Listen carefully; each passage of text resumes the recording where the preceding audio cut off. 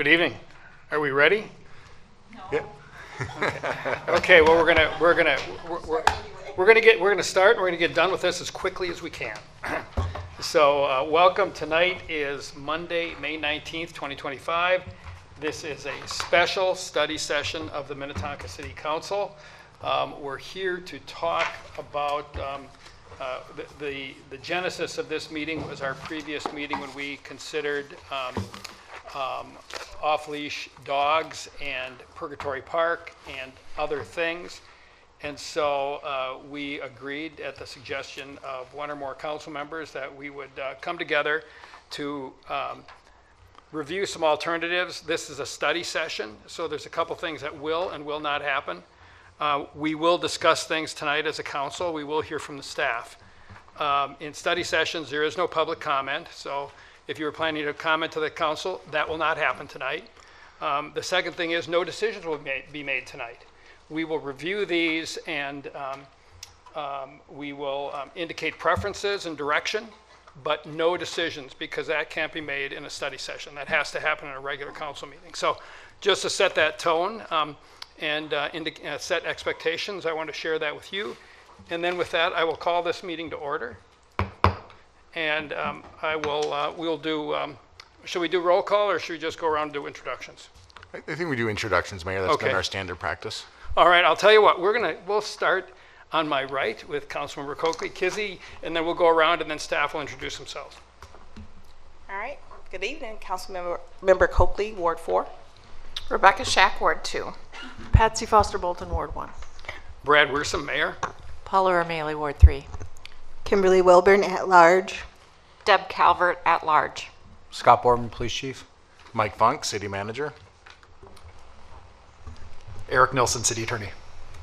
Leslie Etka, Natural Resources Manager, Public Works. Matt Kumka, Park and Trail Project Manager. Will Manchester, Public Works Director. Rachel Meehan, Patrol Captain, Police. Thank you very much. And if this were being held in the Minnehaha room, normally we'd go around and ask all the audience for their names. We're going to save time and not do that tonight. So welcome, everyone. So the one business item we have on our agenda tonight is off-leash dog strategy and guidance plan. And we're going to hear from Mr. Funk, Mike Funk. We're going to hear from Matt Kumka. And then we've got some other facts that we'll go through, and then we will bring it back to council for discussion. So, Mike, take it away. Yeah, thank you, Brad and council. Good evening. I know for our audience, we are less formal, so I know we call each other by first name, so thank you, Brad. Just to tee it up, I'm going to turn it over to Matt Kumka here in a second. He has a presentation that he'll go through. Many of the information you've seen before, but it does incorporate some things that that we've talked about in the since our last meeting, and then gotten feedback from council. So hopefully in our presentation and then in the staff report, you were able to see that some of that newer information that was assembled. And I think from a staff perspective, and as council, I've talked to you throughout today, that our goal tonight is really to try to build some consensus around some of these next steps. And so you'll see that woven into Matt's presentation. And really by the end of tonight, as we build consensus, lay out then what some next steps could look like. And so depending on how far we get with building consensus, we can move pretty quickly. There's also some options in later on as we close things out to then look even further out if we aren't able to get quite to where we need to be. Hopefully staff and council as a team will work through some of that and get to a pretty good landing spot tonight.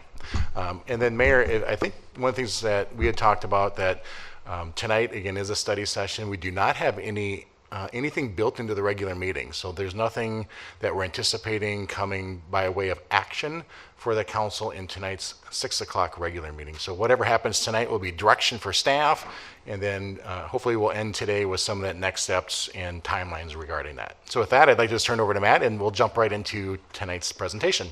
Thank you. Matt, good evening. Welcome. Thanks for being here. Good evening. Thank you, Mayor. Thank you, Council. Hold on, turning the mic on. Good We evening. can hear you better now. Thank you, Mayor. Thank you, Council. So for tonight, I'm going to stick to the script as much as possible. So some options for next steps regarding the off-leash dog areas in the city of Minnetonka. This was in the staff report packet. So does the council have a preference on any of the following options? Option 1, adopt the current strategy plan, including the Purgatory Park recommendations. That would be the staff recommendation. Option B, adopt the current strategy plan, including Purgatory Park recommendations as amended by the Park Board recommendation, and I'll get into more particulars there.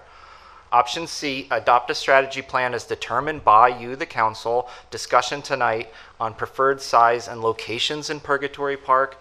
Or an option D, hire a consultant to develop a comprehensive off-leash strategy, including reevaluating Purgatory Park and all other city parks with additional public engagement and park planning efforts as needed.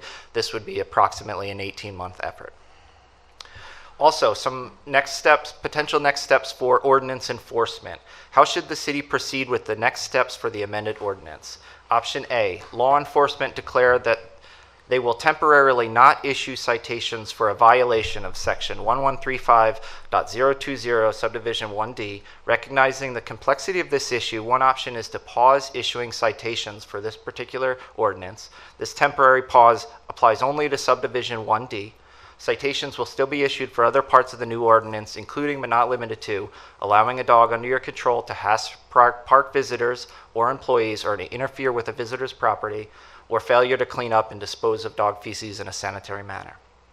Option B would be set a new effective date requiring 2 meeting cycles or at least 7 days apart, example June 9th, June 23rd.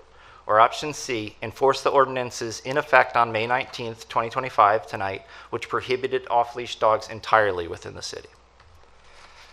So in advance of this study session, we sent to the council a Mentimeter survey. This is a brief summary of those results. We'll get into more specifics at the end of the presentation. Off-leash dogs, according to the council responding to the Mentimeter, we got 7 responses. Off-leash dogs should be allowed in Purgatory Park, that there was an 11 to 20 acre preferred option, at least 6 to 10 acres as a minimum, and up to 40 plus acres allowed. That no dogs should be in areas of high quality habitat, leashed or unleashed. Both hard and soft barriers are appropriate to separate off-leash dogs from other park users. Most preferred a mix of both, and I'll get into more particulars again. If other parks are considered in the future, most want more acreages in Purgatory initially, and that would be 11 to 20 acres or more preferred, and at least 6 to 10 acres as a minimum. So that would be initially in Purgatory Park with an evolution in the future, potentially. So a little background, Purgatory Park was identified as the best location for immediate consideration of development of off-leash areas. This is following the Purgatory Park master planning process, and those ordinances kick in today, May 19th, 2025. The staff recommendation included 2 areas using some established criteria and input from a community work group. We acknowledge that there are impacts to high-quality natural areas in our proposed areas, and that it does deviate from the guidance in the Natural Resources Master Plan, the Post Plan, and Purgatory Park Master Plans. We attempt to incorporate the areas in the park that are existing high use of the dog community based on feedback, and we acknowledge that this is much less of the park than has been used in the past for off-leash dogs, in Purgatory in particular. So the staff recommendation for Purgatory is 13 to 18 acres in total. It uses both hard and soft barriers to separate off-leash dogs from other park users.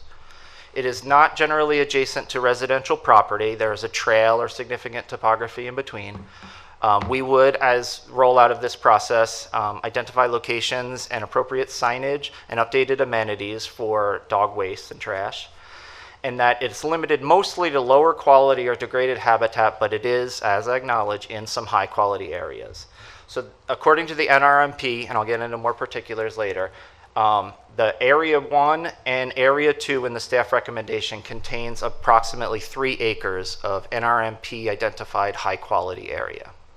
And you can see on that figure there, the red dense line is the high quality area. We also have habitat quality B on there, but really we'd like for you to focus on habitat quality A, which is 3 acres here. We took this off-leash strategy to the park board, and they had some updated, amended, and further refined recommendations. So using the Purgatory Park master plan, they had us update a figure based on this master plan concept that was adopted by the council last fall. And Essentially, the map on the right with those red areas is where dogs were not allowed off leash last year when the plan was adopted. We've taken that figure and created a new one, the one on the left with the pink areas, and set aside those areas 1 to 5 and the various acreages that were recommended by the park board. The park board recommends 92 to 124 acres of purgatory. It generally follows this one particular page in the Purgatory Park Master Plan. It would require primarily hard barriers along the main trails, and it is adjacent to some residential properties. The total high quality habitat in the park board recommendation is approximately 11 acres. Some additional considerations. Keep in mind that Purgatory Park is 155 acres in total. The staff recommended size is 13.3 to 18 acres, and it's 8.5 to 11.6% of the park. The park board recommend, which is essentially the map from the Purgatory Park Master Plan, is 92 to 124 acres. It's 59.4 to 80% of the park. 47 acres within Purgatory Park are city inventoried wetlands. That's about 30% of the park. Area 4, which is in the northeast corner, includes what we call the Red Barn site. And Area 5 in the northwest corner is heavily dense with invasive species and brush. Both of those areas are 8 to 11 acres or so, 5 to 7% of the park. Some additional considerations that came out of the work group was how would we identify additional park areas moving forward? That there would be large community parks and smaller neighborhood parks that could potentially be used to accommodate off-leash areas, that we would ideally distribute off-leash areas throughout the city. We have a park master planning effort in place where we go through and we identify a list of parks and apply master planning standards to them and coordinate community outreach. The community work group did identify potential off-leash areas in some of the parks to be included in the master planning process, those being Big Willow, Lone Lake, Civic Center, and Grotonka. They also identified a variety of parks that are not scheduled for master plans, but the park board did request that staff come with 3 additional park concepts at an upcoming meeting. So we will be developing concepts for additional off-leash areas and delivering those to the park board. In the staff report packet, we created this matrix. There's a lot going on this slide, apologies for that. But what we did was we selected the top criteria out of the work group. So there was a variety of criteria. These were sorted through voting in the community work group to be some of the most important ones. And we generally ranked the areas as identified in the park board recommendation, areas 1 to 5, from left to right. Areas 2, our staff area, ended up meeting 4 of those particular criteria. The park board's area 2 met 4 of those criteria, and area 1 recommended by the staff met 4 of those criteria as well. In the report and in previous presentations, we've compiled comparable city data. Overall, surrounding comparable communities have a 7.9 acre average of off-leash areas. This excludes the seasonal hockey rinks that are used as dog parks, and the Woodbury site, which is 70 plus acres and a bit of an outlier. The average of the Three Rivers off-leash areas is 19.1, and these come with a partnership between that city and Three Rivers that owns and operates those particular off-leash areas. So some useful surrounding information. A little bit more particulars about the hard and soft barrier concept for the conversation. So hard barriers are true fencing. I included this picture. That's my in-laws dog there. This is the Bryant Lake off-leash dog park, owned and operated by the Three Rivers Parks District. That particular fence I find sort of disappears in the landscape to some degree. Through Mr. Manchester's help, we identified some costing through the Three Rivers Park District staff at about $30 to $40 a linear foot. So to fully enclose the staff recommended area 1 would be $90,000 to $130,000 to fully enclose that with a fence shown in this picture here. Soft barriers would be a way to keep dogs away from other park users. So these would include natural barriers such as a far sight line, a wetland, topography or general screening vegetation. And these, I want to stress, would rely on the park user understanding and respect for the rules of that park and appropriate signage to establish those those soft barriers. So I'd like to turn it back over to Mr. Funk. Mike? All right, thank you, Brad. As Matt mentioned earlier, I always want to go back to the more of the details of the Mentimeter, because I think what I'm going to try to do as I close out the last remaining slides is then turn it back over to you for conversation and to really try to build some consensus around, I think, these questions, which will help frame up what some of those future next steps could look like. So first off, going back to the first question on the Mentimeter, should off-leash dogs be allowed in Purgatory Park? I know it sounds like a softball question, but I think it's just a good starting point just to make sure that you as a council all agree that yes, we want to have off-leash dogs at Purgatory. So 7 of you said yes, that is correct, that yes, they should be. And by the way, these are anonymous, so when we ask the council for their input, we don't know. And the next question is who's who on answering these. Next question, please. And this is, I'm going to turn this over to the mayor here in a second, because I think this is the one question that probably needs a little more time for you as a council to provide clarity, and that is, based on question 1, if yes, how many acres should be designated for off-leash use? One council member said 6 to 10, 3 said 11 to 20, 1 21 to 40, and 2 at 40 plus.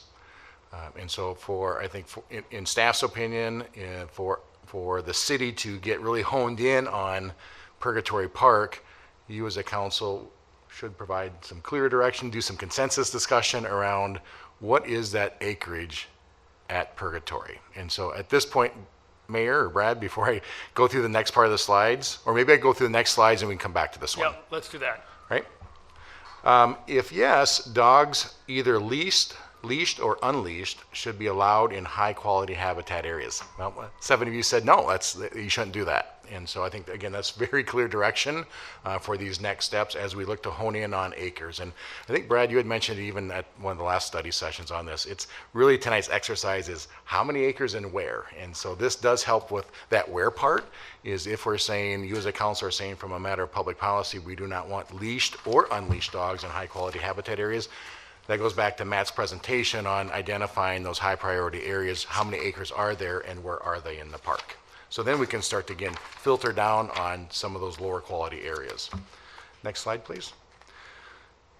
If yes, what is the preferred fencing? So again, question to the council is, do you prefer soft fencing, hard fencing, or perhaps a combination of both? Majority have said both, and I would assume that probably also depends on circumstances of what should or shouldn't be considered for hard or soft. I would submit that the next steps of this would further identify that and flush that out, and I'll come back to you on what those next steps look like. But at least for today's discussion right now, there is a willingness to look at both hard and soft fencing. Next question, please. So then, as Matt talked about, there is a recommendation that came from the park board asking staff to look at other areas in the city, and council, you've said the same. And so the kind of the question to you is, if other areas are identified in the next 6, 12, 18 months, again, it'll take some time for that to get, again, flushed out between our staff and working with the park board. We hope it's closer to 6 months than 18 months, but kind of giving you a sense of, in the next time frame, should there be more acreage initially allowed in Purgatory until a transition plan is adopted? Again, majority have said yes, that's a possibility, and let's take a look at that. So that feeds us into the next slide, which is, if so, then how many acres beyond those should be designated for off-leash? 6 to 10, 2, 11 to 23, council, 21 to 40, 0, and 40 plus 1. There was an NA, because the previous question was, if you go back to the previous question, if 5 said yes, 2 said no, ideally then the 2 no's wouldn't have voted in this or provided feedback. 1 did, and someone provided a comment or picked the selection. So that's why there's a discrepancy in there. And I think that's the end of the slides. So that gives you, council, a sense of where kind of all of you landed in that. Maybe then to go back, Brad, to the previous slide, or if we can go back to that previous slide. I'm sorry, the second question. Keep going. Keep going. There we we go. There we are. it would seem, from staff's perspective, this is one that maybe warrants a little conversation on your part on where you as a council feel, or what you think, I should say feel, what you think would be appropriate number of acres for Purgatory. And maybe turn it back over to you to start there, and then I'll finish out with a couple other slides. All right. Well, looking at the staff report, we have some discussion questions here. And I mean, the first one was the softball question. I think we all agree, we don't have to spend much time talking about, should off-leash dogs be allowed in Purgatory Park? And the answer to that was unanimously yes. So I think we don't have to spend much time. But then we get into kind of the money question is, I mean, the remaining questions are, okay, how many acres and kind of when? Because I think there is a time element here that has been introduced that we said that maybe the rule should be different in the near term versus the long term. So, so I'm just interested in people's thoughts on the rationale and how to build consensus around the facts that we have based upon the Mentimeter voting, if you will. So if anyone would like to comment, feel free to do so. Kizzy. Thank you, Mayor. I would say for me, it's if we have 11 to 20 acres, I'm okay with that. But if we're gonna wait 18 months and we're gonna look for other space and other parks, I'm willing to say, yeah, we could have 40 plus acres, because I think if we plan on to pull some acres back once we identify other places and other parks, I think that makes sense. But if we're gonna take extended amount of time to find the places, I guess, longer than the 18 months, then it's like maybe we should limit it to 11 to 20 acres. I'm okay. That's kind of where I stand at on it. But if we're going to have the 40 plus acres, is there somewhere in the park where we don't have that, like the savanna and areas where it's not going to farther damage, erosion to the natural spaces? So that's kind of where I'm at. If we can find that 40 plus acres in a space where we're not going to farther increase the natural space Right. damages. Yep. So. Rebecca. Thank you. Then Kimberly. Oh, I couldn't see the light. So, okay. Thank you. Thank you, Brad. I kind of backed into this question and, I think there's consensus here about the high value natural resource area. And, I've talked with a lot of people over the last week and kind of all the stakeholders. And I think there's a consensus even among the stakeholders that taking the high value natural resources off the table is a concession that is reasonable. And so, for me, I start by backing that out. And I had a thought, and I shared this with Mike, that I think Purgatory is big enough to be a little bit of something for a lot of people. So there's really the high value natural resource. I think, there's opportunity for a fairly significant size off-leash area where folks can really walk trails with their dogs. And then, frankly, we've got unused land as well, and whatever that, if that's for the dogs or if that's an opportunity to give people who really have concerns about dogs a place where they can walk without dogs being present, that may be an opportunity there as well. So, I think 40 is a lot. I thought the categories, I would have wrote the categories differently, but, in my mind, I was kind of in between 20 to 30 acres, knowing kind of what the topography was, and from a permanent perspective. So have that be, and as we, develop something, maybe we increase that for the time being, and then as we develop more, we retract and kind of have we're gonna arrive at this final destination. So I'm less hung up on how many acres it is though, and more focused on where the right opportunity. And, you know, I recognize that. I should say with some safety precautions as well, because I think I'm very concerned about the safety, but I think we can do it. So that's where I'm at. I'm at the 20 to 30 acres probably. Right, and then I'm going to go to Kimberly and then Patsy. Yeah, it's similar to where Rebecca is. So I think to Kissy's point, so my understanding, like, this is how much for the permanent, and then the later question is if we add on more, we decide that later. So I answered 11 to 20. Oh, I'll break the anonymity. 11 to 20. That falls in line with the amount that staff had recommended. And when I took the Minty, only 4 had answered, and so 2 of us had said 11 to 20, and 2 people had said 40 plus. So I thought, oh, well, maybe we can meet in the middle at around 30. So I would be okay with going up to 30 if we can find the right areas that are not impacting the high quality areas or the wetlands or, you know, all the environmental concerns. So, yeah, I think that's it. Yeah. And then Patsy? Thank you, Brad. The one thing that kept occurring to me is, and I'll break it to 11 to 20, because I was wondering, is this, I know that if it is 40 acres or even 30 acres, are we going to have it in other parks as well? And that seems like a lot of acreage for one city to have off-leash dog areas. And that was my concern. And that was one of the things that I was thinking about when I answered this question. Like, does this mean that we're going to, you know, like, what does that mean in terms of, you know, 11 to 20 acres in all the parks? To me, I would not vote for that.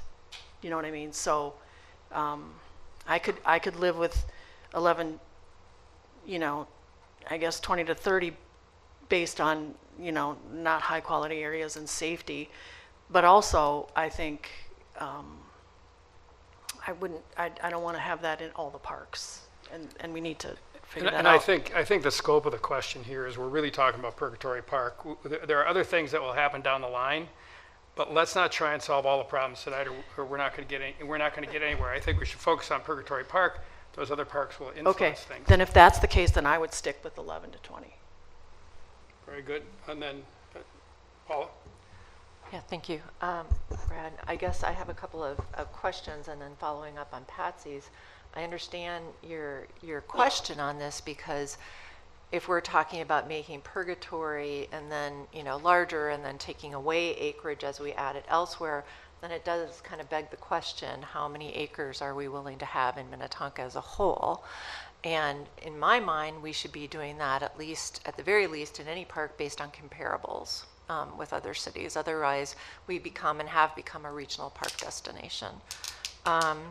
So for me, you know, that is a question. I agree. You know, I was 11 to 20 acres, I think, in any one park, and we can decide how many parks that would be. But otherwise, you know, as a municipal park, we have to think of budgets. We have to think of other things about why, you know, how and why we should have these parks. And then for me, another prime question that makes it hard to answer this question unless we know to a certain extent is, should they be fenced or unfenced? And we're going to get into that into a later question. But if we're talking about public safety and other things, then, I mean, we can get into this later, but it seems I'm having trouble wrapping my arms around how we plan for public safety, especially in light of recent incidences, including a 21-month-old toddler getting attacked. How do we protect public safety in the absence of hard barriers, when, especially considering that no other city municipal dog park they're all fenced, fully fenced. So I'll just bring those up as questions that are kind of percolating for me as we decide the total acreage, kind of depends on those things. Is that, again, that total acreage that we want in Minnetonka, and then kind of percolating on the side, the comparatives, and then the public safety issue. And I'm going to go to Deb, but I am going to comment that one of the things we want to do is we don't want to problem solve this tonight. What we want to do is strategically lay out where do we want to go. Then we turn over to staff and say, okay, how are we going to get there? If we sit there and think, well, we got to have this, we got to have signage, we got to do all this stuff, we're not doing that tonight. Tonight is how many acres and where. Those are the things that we need to focus on.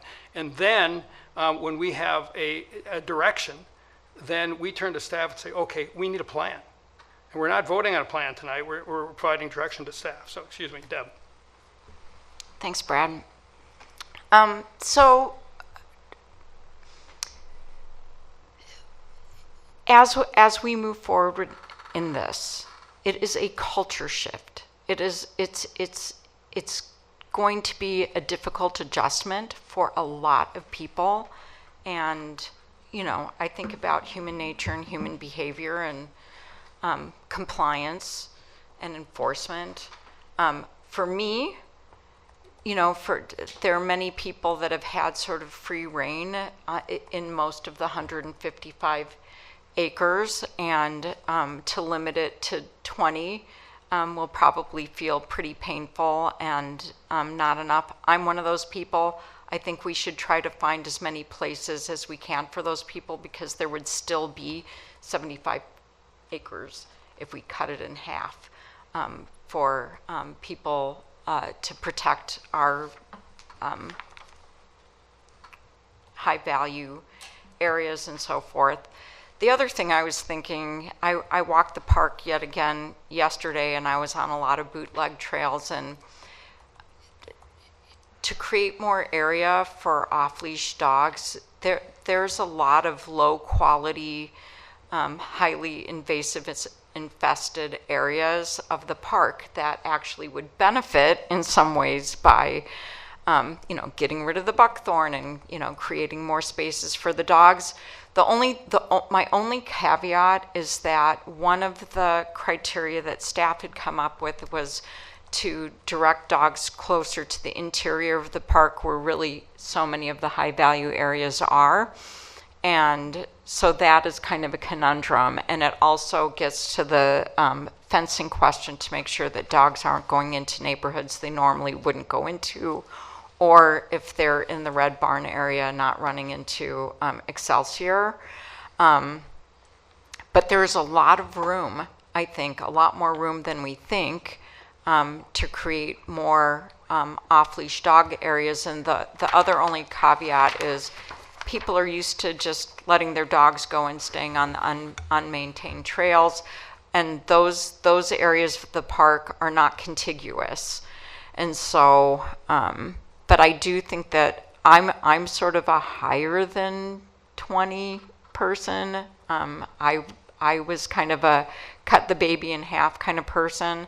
So I just think there's a lot of room for acreage for off-leash dogs. I just think it needs a lot of remediation, and I don't know what the time frame would be on that. And the other thing that I noticed, and I think it's important to think about, is there are areas in the forested areas that are being restored and have been forestry mode and so forth. And it's so interesting because they opened up the tree canopy, opened up the understory, and now people are creating bootleg trails because now you can walk through and you're not blocked by buckthorn. So it's creating sort of its own problem, sort of an unintended consequence of restoring habitat.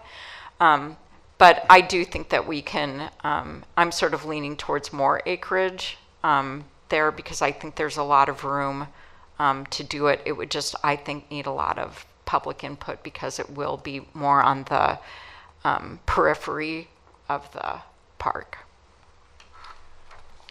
All right. Well, I've got a few thoughts. And could I ask from the staff report, or maybe it's a supplemental report. I'd be interested in pulling up the Park Board recommendation on page 11. There we go. So when I started thinking about this, if you recall from the first time we talked about this, I was doing a lot of acre counting, and this chart was helpful to me. And just to keep things simple, I picked the midpoints of all of these ranges so I could have hard numbers. And so, I thought my quick and dirty solution, recognizing that the execution may be more difficult than I would prefer, was, but I was convinced by some of the conversation too that we want to protect the highest value areas. And then I did talk to some Park Board members too, and the master plans that informed the Park Board recommendation have been vetted pretty thoroughly by the Park Board and by the council, and we accepted those master plans. And so I'm trying to find a world of compromise, because I think we are going to have to compromise. If we walk out here tonight and say, well, one side wins and one side loses, we failed. There has to be real compromise. So what I thought was, you know what? If we take Area 1, 49 acres, and say that's off leash, that's protected. We are going to put hard barriers around Area 1, as pictured on this map. And then we say areas 2, 3, 4, and 5 are going to be off-leash areas. So you have a north off-leash area and a south off-leash area. That's 57.5 acres. So because as I look at this, when you consider it from a off-leash dog person's perspective, it's not all about Purgatory Park, it's the entire city. They're losing all of the acres in the city that they've had access to before, and now we're putting them into Purgatory Park, and we're putting you into a little corner of Purgatory Park. And so my view is, cut it in half. We've got 108 acres. We go basically, if we Area 1 is 49 acres or so, 49, 50 acres or so, and say that is off limits. That covers most of the high value areas. I thought we got all of them, but then on page 10 of the staff report, so this is page 11. So if we go to the next one and we see there, the one area of high value is down in the lower right corner on the other side of the trail. If you can see where I'm talking about, keep going down, and then to the right, go up a little bit more. There's that area to the, go straight up, there. So that's a high value area that is on the other side of the trail that would not be included. So that was the one high value area that this plan would lose, but we would preserve most of the high value areas, high value A, not high value B, but all but that small section would be preserved, and then basically, as I said, it'd be about 49 acres of high value area or adjacency that would be preserved, and then we'd have a lot of a good amount of off-leash dog area in the north and south portion of the park. And then we, as we look ahead, because implementing that, it's easy to say, it's very easy on paper. There's a lot of adjacency with private homes. There's, with roads and so forth. It would take more fencing. This is a fairly expensive proposition. But I think if we did that in the near term, and then we figured out what it's going to cost, and I would even say we've got passionate groups on both sides. We've got Paws for Parks. They've organized well. Congratulations. What I want to say to you, Paws for Parks, help us raise some money. And I'm going to say the same thing for Friends of Minnetonka Parks. They're well organized. They're passionate. You want to protect your area? We're going to need some fencing. Raise some money. I'd like to say that the city will implement this based upon a cost share basis. So the city will contribute 50%, and the proponents of these various solutions would provide half the funding. And maybe we could work out a loan so that they'd have time to raise the money. But I think it gives people the opportunity to put their money where their mouth is and not hit the taxpayer harder for an expensive solution. But to me, that provides a lot of acres, it protects a lot of value property, and I think it includes real compromise. So I throw that out as a straw dog. I like Thundering silence. I like the fundraising idea because I really, thank you, Matt, for including some like hard cost numbers because, but I'm kind of like mind. So. Councilmember Wilburn. Kimberly, excuse me, we're informal tonight. Either one. Okay. So that's an interesting idea. I'm not seeing how that's going to decrease interactions between off-leash dogs and people who don't want to interact with off-leash dogs. The public safety part of it. Right.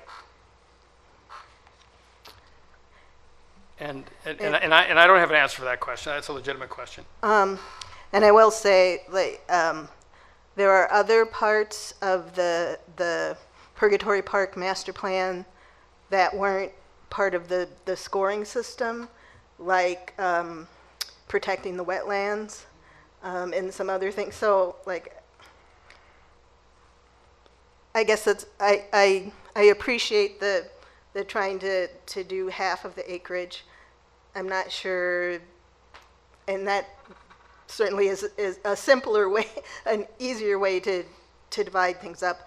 I'm not sure that I'm 100% on board with it. Well, right now it's one person's opinion. Yeah, well, right? yeah. Paula? Thank you.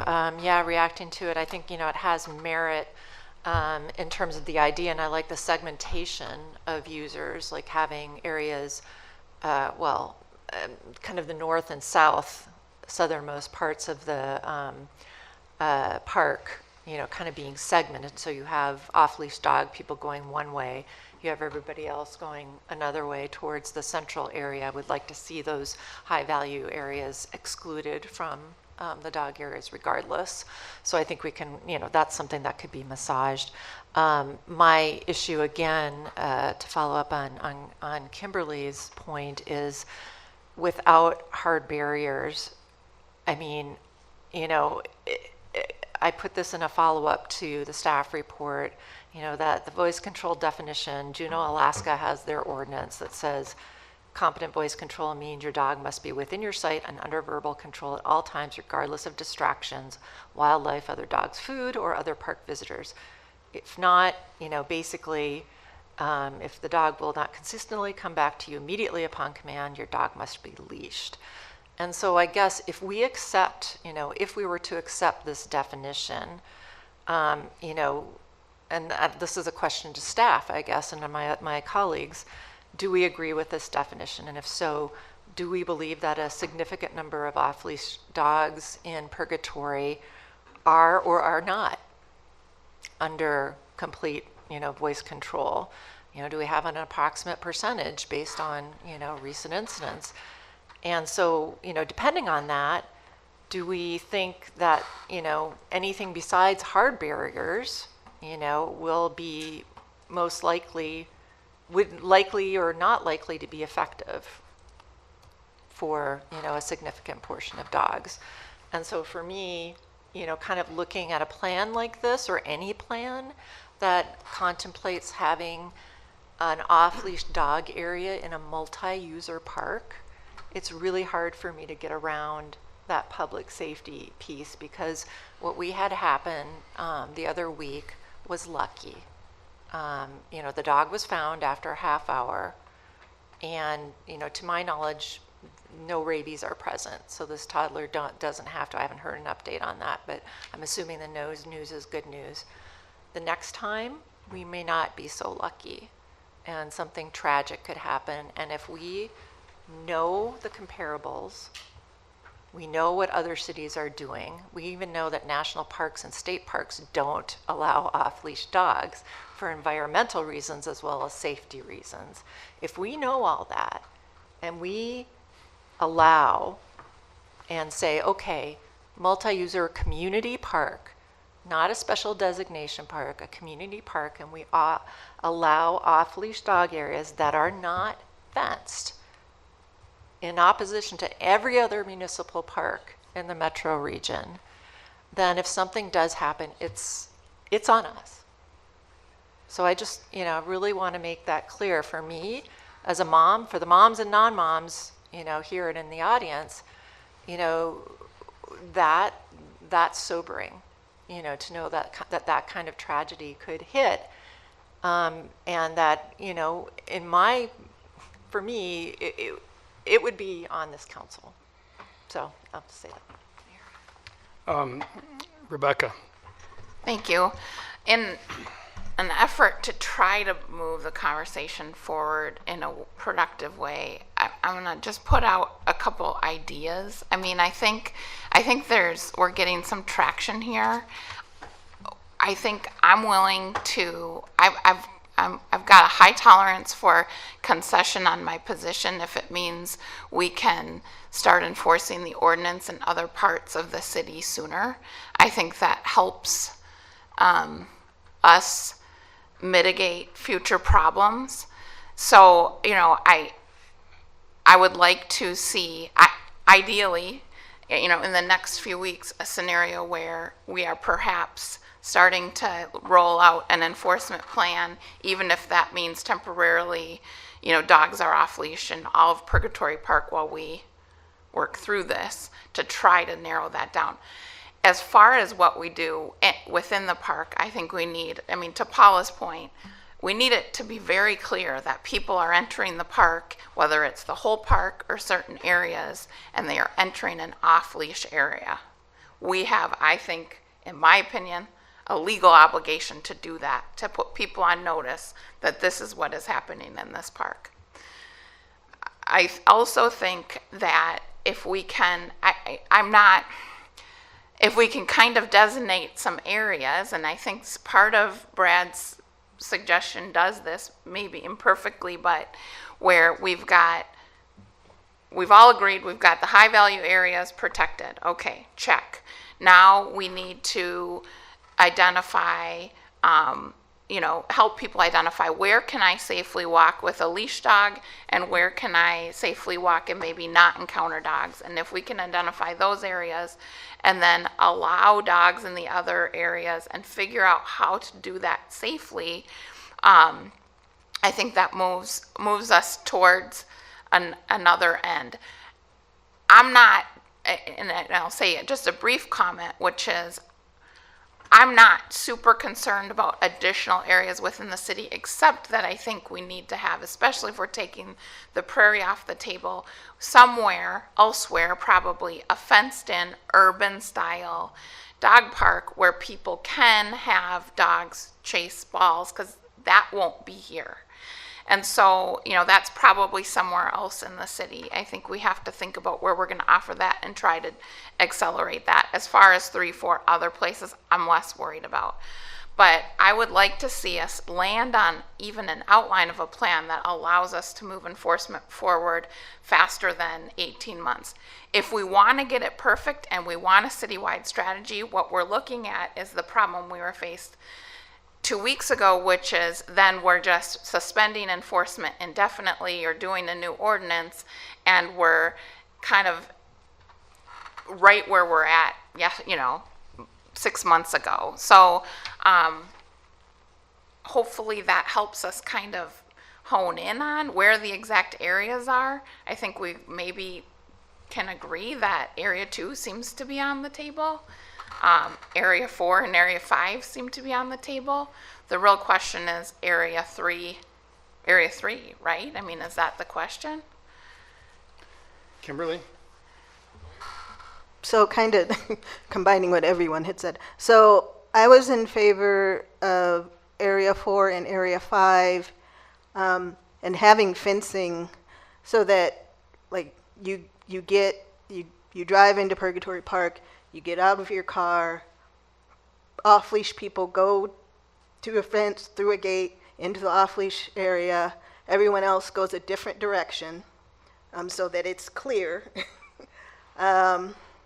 And I'm certainly willing to consider areas 2 and 3, but 1, I think, again, you need some sort of fencing where it's clear you're entering an off-leash area, and on the other side of the fence, off-leash is not allowed.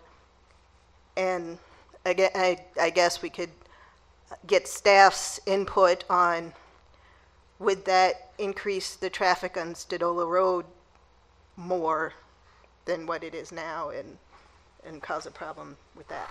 And then I think Mike wanted to make a comment. Yeah, thank you, Mayor. Just maybe I just want to recognize the time, so it's 4:52. And we're going to be done at 5:20, just so we know.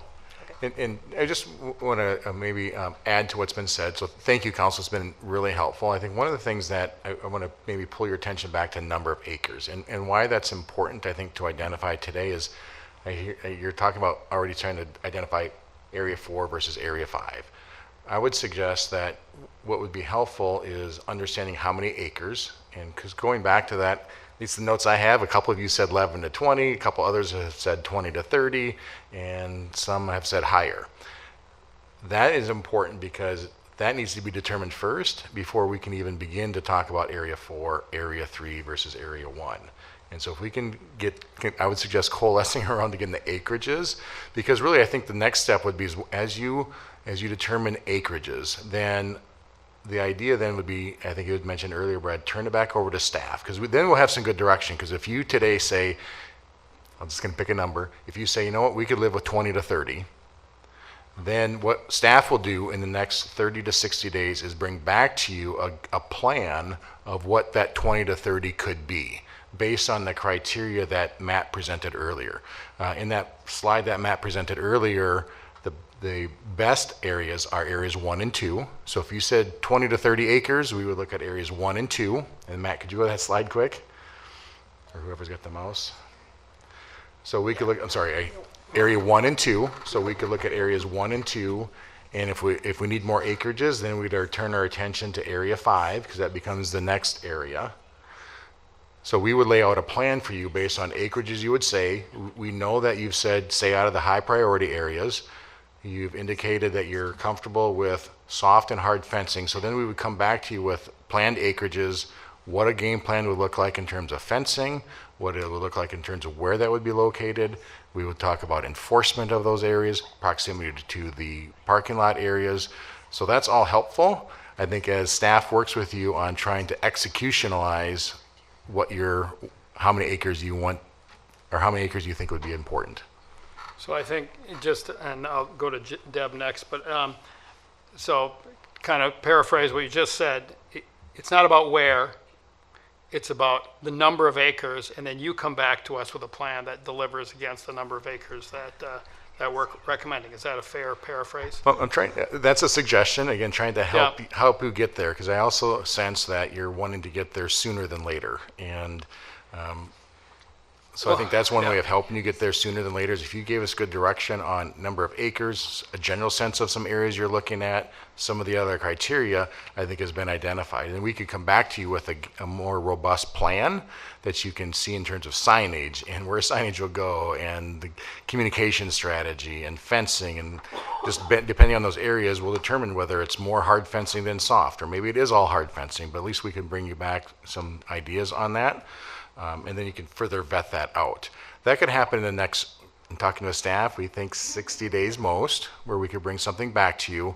And then in the interim, we could talk about enforcement of the ordinances then in the interim until we bring something back. But I'll stop there and leave it with you. Thank you. Just a few more points of clarification, because what I've heard so far, and correct me if I'm wrong, is that if we again look at the map that has the Park Board recommendation, the Area 1 there, that's roughly 50 acres.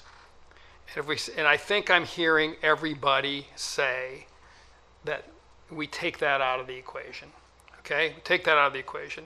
According to my arithmetic, all of the area in the park board recommendation, other than that, I mean, there's 108 acres total in pink on that map. If we take area 1 out, which is roughly 50 acres, 43 to 58, I said 49, so 50 acres. We've got 58 acres left, and I think my arithmetic is correct. Yeah, it is. Well, you're shaking your head. No. The arithmetic is correct. There's 58 acres left. That's for us to decide what we want to turn over to staff in terms of how many of those, taking what we've agreed to so far, how many of those 58 acres do we want to say are off leash? It's kind of the question I'm posing. So we all have opinions on that, perhaps. I understand what people are saying about safety. I think everything that we do moving forward is going to take a lot of education. I think a lot of it is unfortunately going to fall on our law enforcement officers and possibly some park staff. But this is going to be an educational process. I know we're not problem solving for the entire city, but because there are many places where people have their dogs off leash, concentrating it in one park, in a small part of the park, may not be the best solution for a variety of reasons either, because people that have gone to other areas now will go here if they don't have any place else they can go. So I'm of the mind to find other places in the city. In terms of the acreage, I'm one of the people that wants more acreage, and I leave it to staff to come up with a solution. I fully respect and totally understand the rationale about wanting to peel off-leash people off to the north and having everyone else go in the other direction. I understand the rationale, but I also understand that there are people that have been using this park a particular way for 30 years and that changing human behavior is going to be extremely difficult. And so I'm also trying to be a realist, and I think one of the things that we've heard over and over, it's kind of a lifestyle thing, and this is a shift, and I think everybody's going to have to be a little bit flexible. I am 100% on board with the whole safety issue. I understand that fencing is going to be a part of this. I did talk to Friends of Parks about habitat fragmentation through fencing, and I think there are solutions for that, and so do they. And so I'm still kind of divide the baby, and so I might be an outlier on this. I want us to come to consensus, so I'm not going to draw a line in the sand, but that's how I lean. Kimberly? So I think part of the reason I'm struggling on coming up with an acreage, because I was in the 11 to 20 camp, but willing to consider more, but not everywhere. So that's why we're kind of going to, well, could it be here, could it be here, could it be here? Because I don't want to just say do 50 acres and then have all of the wetlands affected. So that's where my struggle is. Paula? Just really respect the conversation and respect everybody's point of view. I just want to bring up a couple of points that I'm considering is that I don't want to be an outlier in terms of what we're providing compared to other cities, because I think that heat map that was helpfully provided, the Coal Belt study in the packet, what's to me just really surprising is that 60% of the Purgatory Park users are not Minnetonka residents. So, I think if we decrease, our acreage, and if we become more in line with what other cities are providing, that number may change. Now, we may have more numbers coming in from other Minnetonka parks, but hopefully we would have far fewer coming in from outside of Minnetonka because we're not such an outlier in terms of our parks. That really floored me. And I think I mentioned to Mike that actually I noticed that, in fact, it's over 60% and not over 70% as it appears, because they had mislabeled 55391 as Minnetonka Beach. It's actually Wayzata and Minnetonka. It's Wayzata and Minnetonka.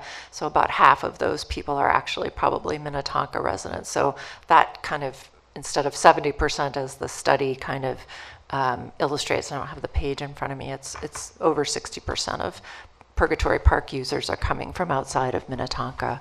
So again, as we look at this, thinking about the acreage in any one particular park, I don't know what we do elsewhere later, but in terms of any acreage we do in one particular park, I think we need to, keep that in mind, that Purgatory has essentially become a regional park destination. So do we want to continue to have that? And especially it's a destination because the number of acres, and also because we're the only one that has unfenced acres in this type of park.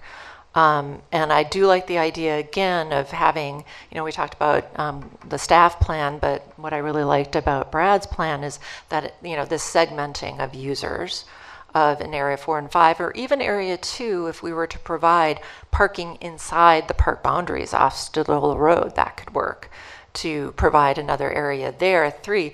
But again, going back to that acres in any one park scenario, I think we got to be really careful about that unless it's a specially designated park.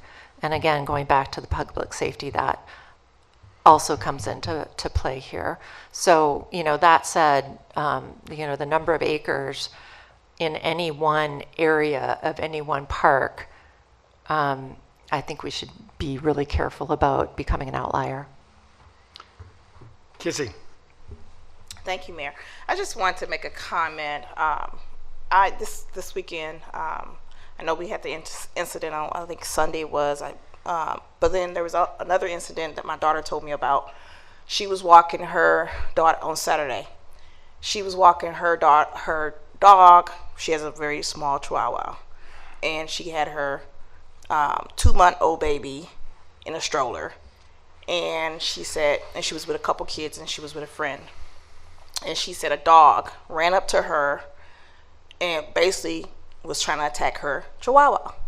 She said she got really afraid, and she hit the person that she was with and started screaming, saying, "Pick my dog up." And she said because she had her baby, she had to rush over there herself, let her baby go to save her dog. So I was telling her, I said, yeah, this incident happened on Sunday. And so she said, Mom, it really is a problem in Purgatory Park. She said, I didn't realize how much of a problem it is. She said, but there was dogs everywhere on Saturday, and they were running everywhere. And so at this point for me, I'm okay with saying, yes, we need to do something, and we need to do something quickly, because this is happening more frequent. People are not talking about it, and I don't mind being that person to say, speak truth. This is what's happening. People are being impacted by it. It put people at risk, from dogs to people. Safety is a problem in Purgatory Park. Now, I'm not as fearful. I've seen dogs do the same thing to me. I can handle it. But sometimes people are not in a situation where they can. And it's a problem. If you're not controlling your dog, then there has to be barriers put in place. So I personally said 11 to 20. I'm okay with even if you went up to 41 or made it a little bit bigger. But far as the area, I wrote down 2 and 4, 5 and 3. If you're gonna make the space bigger, then I think there should be hard barriers. I don't even like the idea of having a fence going up in along the east side of the park in area 1. I don't like it. It's probably not gonna look nice. It's not gonna feel the same. I mean, I even talked to my daughter about it. She's like, it's not gonna feel the same.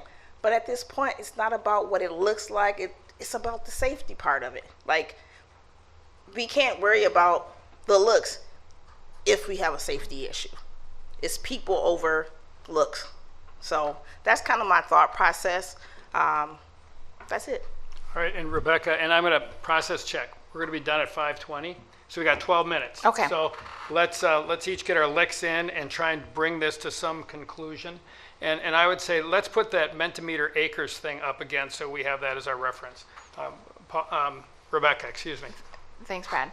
Okay, very quickly. I think that, I hate to do this to us or suggest it, but, when we did the mountain biking trail, we did, Councilmember Happy at the time was very adamant about reviewing it in the future, and perhaps, we could push ourselves acreage-wise with the understanding that we'll monitor it very closely. We will review it in some period of time with a end date for the real review, and understand if something becomes a problem. We, as a council, or whatever council exists at that time, has the authority to make those changes. So if we make a decision now in 2025, it doesn't mean that's the decision in perpetuity. Behavior is bad, then we have to be more restrictive. I think we are a little bit struggling with location and what this would look like, what 50 acres would look like, what 20 acres would look like. And maybe if we kind of had a 25-acre option and a 45-acre option that we could really visualize and make decisions from there, that might, even if it's 20 and 40 or, somewhere in there, maybe that's how we could help make incremental progress here. Paula? Yep. Thanks, Rebecca. I like that. For me, I could definitely see, kind of that compromise in terms of those larger areas. But for me, and I think for a number of other council members, we feel like the fencing, the hard barrier is going to be key in a multi-use park. If we have areas, whatever, 4, 5, and 3, then they should be separated from the rest of the park. And then by doing that, you don't have to so much fence off the high value natural resource areas. And in terms of cost, I get that we should ask the different stakeholders to participate. However, I would also say when it comes to public safety fencing, we spend millions and millions and millions of dollars on fire and police and their equipment. I think putting a few $100,000 in to make sure we're protecting the public, I don't think that it should even be at a debate. Patsy? I'm just going to say that I would be a definitive yes on that 25, that acreage. Does that make sense? Does that help? Yeah, Patsy and Brett, yes, I think we'd want a little more consensus. So I think it's been suggested by Rebecca. You've said that's a good idea. Maybe look for others. As we could run some comparables on 25 and either 40 or 45. Did I hear that correctly? Yeah, it's sort of what it would look like. Kind of pick a number. I think what it would look like. And the other thing that I'm all about, I think the hard barriers are necessary to really separate people that do not want to interact with dogs. I also feel like if we have fenced in dog areas, off-leash dog areas, and everyone else is on leash in the middle of the park, we may not need that hard barrier on the east side of the prairie because dogs won't be running in there anymore. So there may be some visual benefits from that. I really like what Rebecca suggested, just because I think we're trying not to problem solve it. We're just trying to give you some basic direction, and it's hard to visualize. At the very least, I think we're looking at north and south. The north part, there's a lot of consensus in areas 4 and 5, and then down in the south of the park, I do wonder about enforcement issues if we're spreading it out, but I also feel like there will not be the contiguous acreage, and I'm not as concerned about it becoming a regional destination. I do think that it's a huge culture shift in Minnetonka, and I think we're going to have to spread it around the city. And I don't like being a huge outlier. I also don't mind being a little bit different from our neighbors on certain things. So,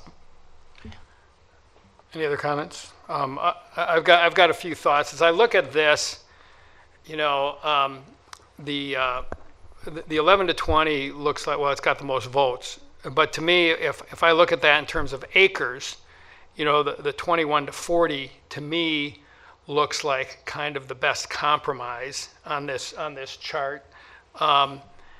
That's one person's perspective. But I think, you know, trying to look at things in the entire context, we need to have enough space for off-leash dogs because we're not just talking about little dogs like my 14-pound Schnauzer. We're talking about dogs that need to get outside, need to get some exercise. People who have hunting dogs and so forth, we're trying to cover a lot of bases here, and I think that you know, I've said many dozens of times, public safety is job one in cities. I believe that. At the same time, I've also said, let's not have the perfect be the enemy of the good, because we are not going to ever have laws that cause us to never have accidents on our roads, to never have kids face bad circumstances in school, or never have an unfortunate interaction with a dog in one of our parks. That is not going to happen.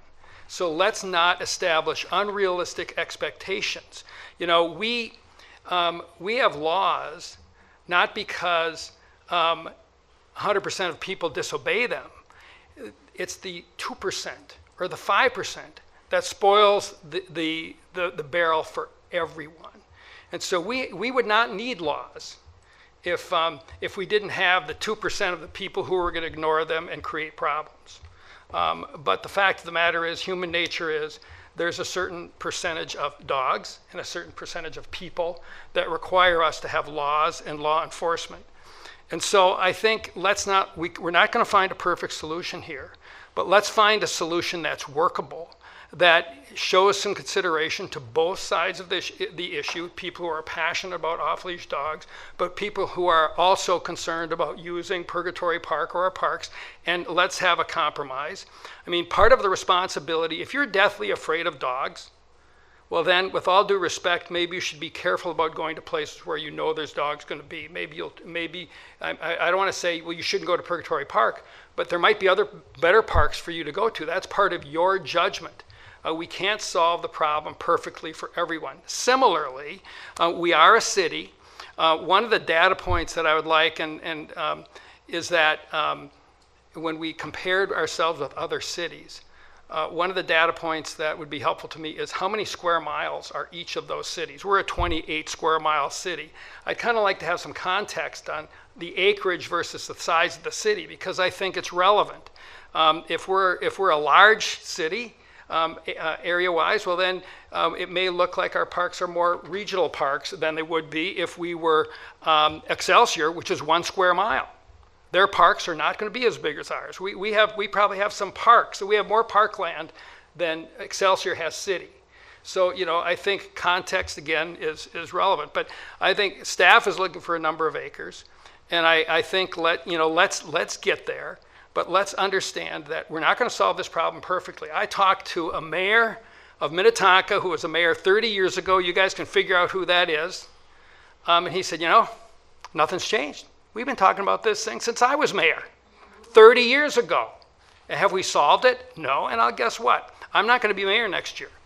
And I'll bet it's not solved next year. I think we're going to make improvements. We're going to make progress. But if we think we're going to solve this problem by a decision that we make in our next council meeting, we're talking to ourselves. This is going to be an ongoing challenge because people aren't perfect and dogs aren't perfect.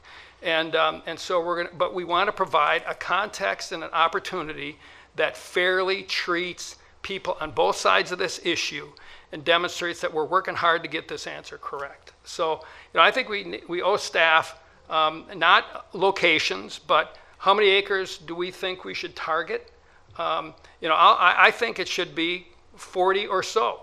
I think that's enough space in Purgatory Park. Staff can tell us where those should be. I think these maps show that there are some good locations. Some are better than others.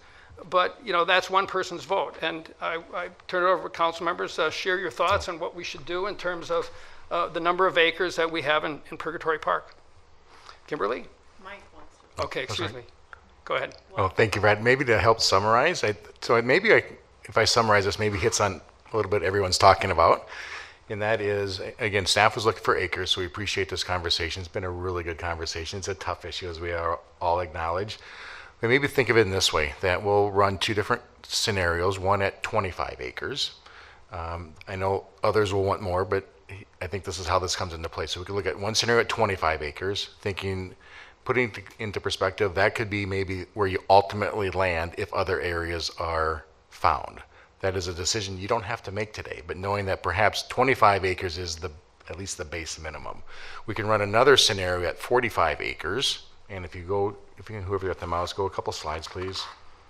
Because the other Mentimeter question was right there. If you went beyond those initial acres, could we look for additional acres in a transition? And you said yes. And so if we kind of look at where this lands, another 20, perhaps 20 acres for a transition plan. So we'll look at a 25-acre scenario and a 45-acre scenario. Bring those back to you within 60 days with all sorts of with those two scenarios. But we'll flush out with both those scenarios things I already mentioned. Fencing. We've heard your comments on fencing. We'll look at safety concerns, proximity to parking lots, proximity to neighborhoods. We'll put that all together for you, bring that back to you within 60 days. And then at some point you can decide, as noted earlier, eventually the park board and Matt Kumka will look at other areas. And if there are other areas in the city that are identified, you then can decide if you ever want to pull back on that 25 or 45, or keep it at 45, or maybe pull it back to 25. You don't have to decide that today, but we'll run a couple scenarios that puts us in motion, and I think can get you at that next step in the discussion. In the interim, I'd like to, given our time, if we could, Brad, I know you want to get other comments from council, but have Rachel Meehan, our captain, just talk about if we decide that this is a good path where you direct staff to run these two different scenarios, that'll take 60 days, what we would do is in terms of enforcement in the interim. So I'd like to have Captain Meehan just briefly talk about what that looks like for you. Rachel, since we're on a first name basis, go for it. All right, Thanks, thank welcome. you. I also just wanted to quickly address the question about enforcement. And while hard barriers are always the best, it's certainly not always an option for certain areas. And so for us, it's more about that the boundaries are clear, so that a reasonable person would see those boundaries, know that they're clear, and when the dogs are outside those clear boundaries, then we can write a citation, take it to court, and show the judge that the boundaries were clear and that everybody should have been aware of it. That's the problem we run into now, is that the boundaries are just not clear. So the tickets are very difficult to take to court. So as far as next steps forward, we recognize the complexity of this issue, and one option is that we can pause issuing citations just for section subdivision 1D of 1135-020. So what that would do is that we would not issue citations for dogs at large in the unmaintained areas of the parks, but we still would enforce any issues where the dogs are harassing park visitors or employees, interfering with their property, or not cleaning up after your dogs, in every other part of that ordinance. Thank you. Any questions for Captain Meehan? So in just a summary, so what Rachel is saying is we have an ordinance on the books, we keep that ordinance on the books, and then more administratively, from an operations standpoint, the police department would just pause that part of the ordinance until 60 days are up, and then at 60 days, when we come back to you as staff, you might decide maybe we would continue to pause the ordinance, or we might need to make an ordinance change at that time. This buys us about 60 days under the current scenario, under the current ordinance. Great, thanks, Mike. Rebecca? Thanks, Brad. Would it be possible, I mean, I'm very uneasy about having an ordinance that we're not, that we're publicly indicating we're not going to enforce. Is it possible to parse that down to just certain, for instance, we're not going to enforce it in Purgatory Park, but we're going to enforce it in the rest of the city? Yeah, absolutely. We could just not issue citations for that in Purgatory Park, but then leave the ordinance in place for the rest of the parks in the city, which would make all other parks in the city on leash only. And just, we also can and will continue our education in Purgatory Park about what those ordinances will look like in the future so that we can be out there more and maybe just more of our visible presence will solve some of the issues that we're seeing down there too. Just a question. Okay. Thank you, Brad. So I'm was hoping for a little clarification because both in the staff report and then also I think in our meeting from 5/12 last week, there seemed to be an indication that enforcement was primarily, this was going to be a complaint-based system. So are we now saying, I'm hearing that there's going to be some presence in actual active enforcement instead of just kind of complaint-based passive enforcement. Is that the plan? Chief? Scott, excuse me. Yeah, good evening. I can answer that. And most of our ordinance violations, regardless of what it is, are complaint-based. On occasion, we do see, in this case, an uptick in potential issues. So we do put more resources into that area. But then beyond that, based on just our limited resources we do have, it's most likely would resort back to complaint-based. But obviously, leading up to that point, there's a need for increased enforcement, education, things like that. But that's typically how we address these issues. Thanks, Chief. Thank you. That's helpful. All right, is there anyone else? Otherwise, Kimberly, no, that's good. Oh, good, not a problem. Just really quickly, so wasn't the plan anyway to start with education if the ordinance went into effect and not start citing people right away? Yes, and for those of you that were in the discussion years ago when we talked about the mask mandate, it's very similar, where we had an ordinance for masks. However, our approach was more education and trying to gain compliance through just being a good person. And so I think the same thing would happen regardless of what we do here going forward. Thanks, Chief. And I was just going to comment, we ask our officers to use judgment. Their judgment is very relevant. And I look at our statistics when you share them with us from time to time, or if I go online and look at them, I'm just going to use speeding as the example. We pull X number of people over for speeding. We have traffic stops. And of those, what proportion of them get speeding tickets? It's not 90%, it's not 80%, it's not 50%. It's closer to between 20 and 40%. So you've got a 20 to 40% chance of getting a ticket if you've been pulled over. That's based on the judgment of the officer, and that's the way we operate. And that's the way we're going to operate here. It's going to be judgment and circumstances, and education is a key part. And I'll tell you what, after I get pulled over, I drive a lot more carefully. It's just funny whether I get a ticket or not. And that's just it. So I think, we have to respect our law enforcement to provide the judgment necessary for the circumstance. And as time goes on, we'll probably get a little tougher than we do at the very start. And if I got that wrong or misspoke, let me know. But I think that's it. We have to trust our law enforcement and our staff to utilize judgment in these circumstances. All right, Council, anything else? Do we have a plan? Mike, do you have the direction that you need? I think so. May I summarize it again? It may sound repetitive. So what I hear direction tonight is that you're wanting to see two different scenarios, what 25 acres would look like and where, and all the ancillary issues surrounding that that I've already talked about.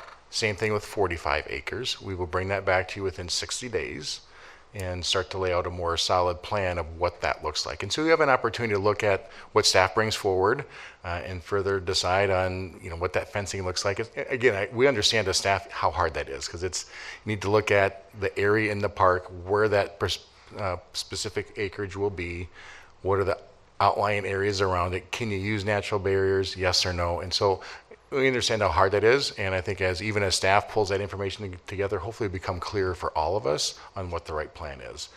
Maybe it ends up being all hard, maybe it ends Right. up being all soft, or a combination, but we Well, want to and I certainly. think, yeah, I don't want to speak for the council on this, but, you know, what we want is effective barriers.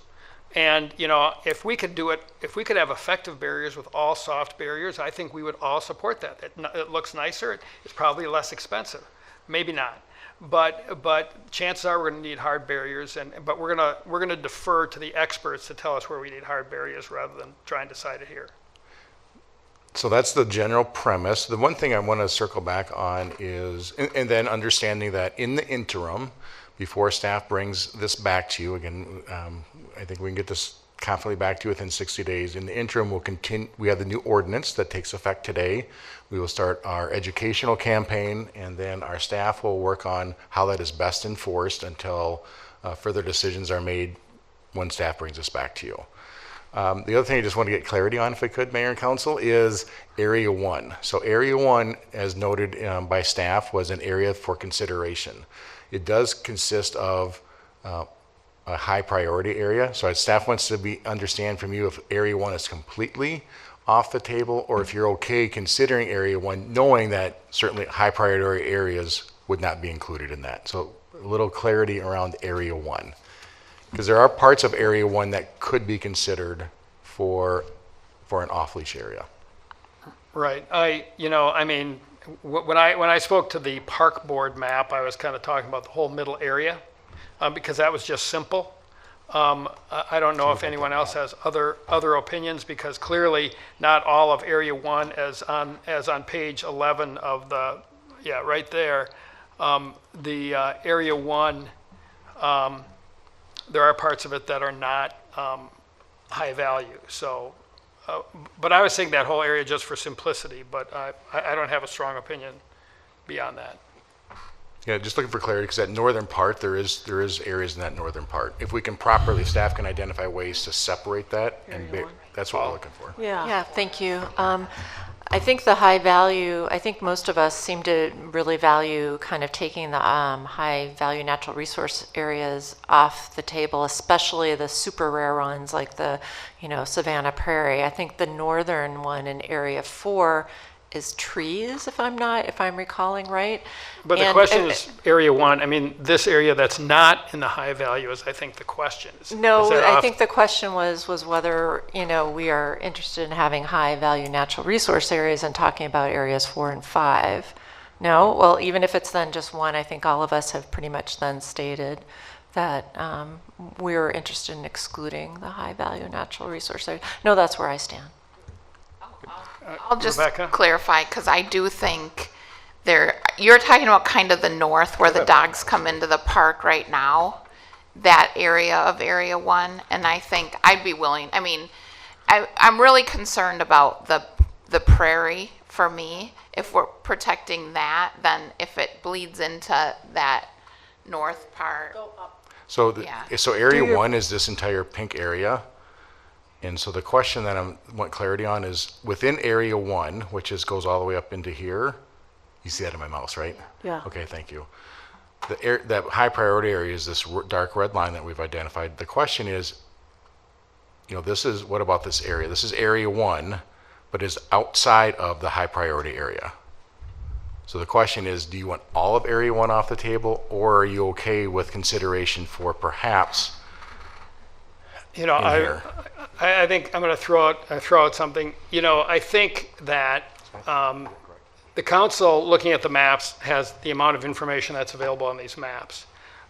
In reality, I don't think we're talking about specific borders. I mean, I could see given where the parking lot is and things, that you could create an area involving part of Area 1 and Area 4, but the challenge you have is that then you've got the trail cutting through that, and that's a challenge, but that's executional.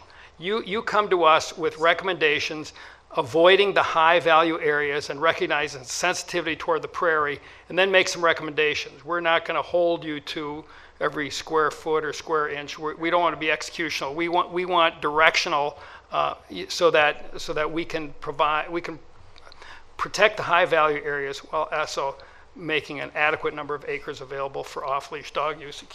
Kizzy.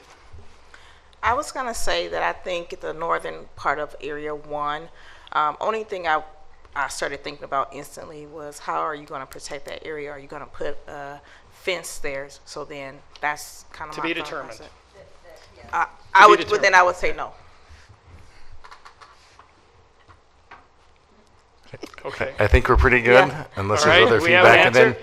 the All chief right. has one more question on enforcement, if we could. Just a quick follow-up question. Yep. So we have the option to limit this just to Purgatory and allow the ordinance to be in effect in other parks. I guess that I would ask for that clarification. Is this a desire for Purgatory Park only and leave the other parks alone? And then second to that is if this were to be drawn out more than a few months, we would then possibly revisit the actual ordinance, because if this Right. is going on, it makes it more challenging. Yeah. So just a little clarification on just Purgatory alone. Yeah, I think I'll speak up and correct, counsel, you correct me if I'm wrong. I think we're talking about Purgatory Park because getting this transition made, the muddier we make it in the other parks, the more challenging it's going to be to put in place. So let's be clear. The new ordinance goes into effect now for all of the parks. Purgatory is a special case, and we're going to hold off enforcement Purgatory until we have our plans more definitively established in terms of acres and locations and things like that. Thank you. Is that clear? Council, any pushback on that or good? No pushback, but it would, Yeah. it would really help. I mean, just to be very crystal clear that no, like even when you're doing the education piece, like in Purgatory Park, that it is nowhere else in the city right now can there be off-leash dogs, right? Except for Purgatory Park. Like, to be included when you're doing the education piece, Rachel, too. Very good. All right. We went beyond our deadline, but I'm going to adjourn this meeting, and our regular meeting starts in 25 minutes. So thank you all for being here.